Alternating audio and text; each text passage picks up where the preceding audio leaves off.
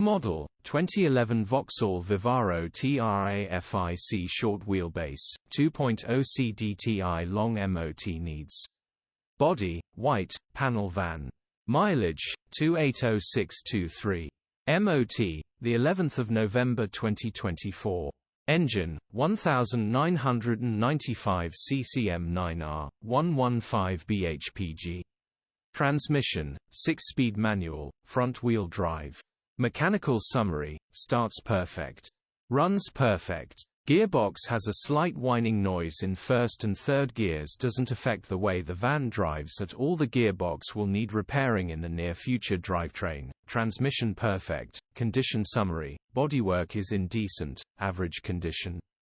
Interior is in decent, average condition. Rear load area is in decent, average condition. Genuine honest work van. Features, air-con, electric windows. EU status, Euro 4. HPI, clear. Click the link in the description for pictures and more info.